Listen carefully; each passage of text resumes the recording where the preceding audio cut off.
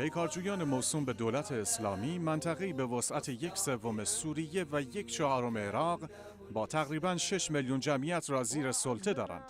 به گفته مخالفان سوری، خلافت خودخوانده اسلامی به صورت قطبی برای جذب کم و بیش 50,000 جوان از سراسر جهان درآمدند که تعداد به نظر روزافزونی از آنها تبعه کشورهای غربی اند.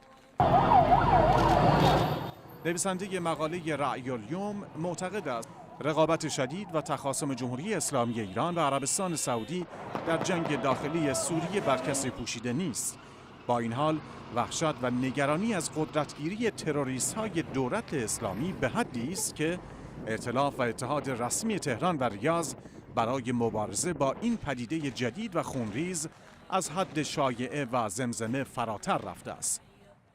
آریان طباطبایی در مقاله دیگری در سایت ریل کلیر دیفنس نوشته بنیامین نتانیاهو نخست وزیر اسرائیل به آمریکا هشدار داده از همکاری با ایران در مقابله با داعشی‌ها خودداری کند، زیرا مهمترین اولویت از دید اسرائیل جلوگیری از دستیابی ایران به سلاح اتمی است.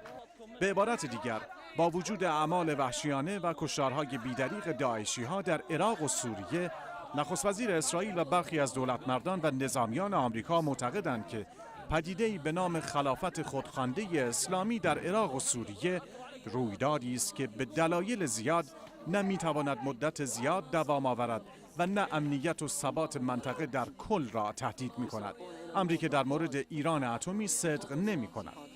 بسیاری از اندیشمندان آمریکایی معتقدند دستیابی احتمالی ایران به سلاح‌های کشتار جمعی احساس عدم امنیت کشورهای منطقه به ویژه عربستان سعودی را افزایش داده و به روند خطرناکی از مسابقه تسلیحاتی در منطقه منجر خواهد شد. اما نویسنده مقاله ضمن تأکید تهران بر عدم پیگیری تولید سلاح اتمی میگوید این نوع از استدلال در مورد مسائل امنیتی پیشتر نیز در سیاست خارجی آمریکا سابقه دارد و به نتایج درستی منجر نشده است. نویسنده مقاله در پایان توصیه می‌کند در منطقه استراتژیکی مانند خلیج فارس مهمترین کار درک متقابل و ممانعت از ایجاد سوء تفاهم و اشتباه محاسبه است. دیوید گلاو نیز در مقاله‌ای که در نشریه جاست سکیوریتی منتشر شده نوشته دورنمای نتایج موفقیت‌آمیز مذاکرات جاری ایران و گروه 5 به علاوه 1 باعث یک رشته از مباحث در مورد اختیارات قانونی رئیس جمهوری برای امضای موافقتنامه‌های بین‌المللی شده است. به عبارت دیگر این پرسش قدرت گرفته که آیا رئیس جمهوری آمریکا توافق نهایی با ایران را با استفاده از اختیارات اجرایی ریاست جمهوری و بدون نیاز به تصویب کنگره به امضا خواهد رساند و یا مانند هر پیمان خارجی دیگری باید به تصویب مجلسین آمریکا برساند. نویسنده از قول کاخ سفید میگوید با وجود کشمکش‌های سیاسی زیاد، سناتورهای آمریکا خود نیز به قدرت ریاست جمهوری در امضای موافقتنامه نهایی با ایران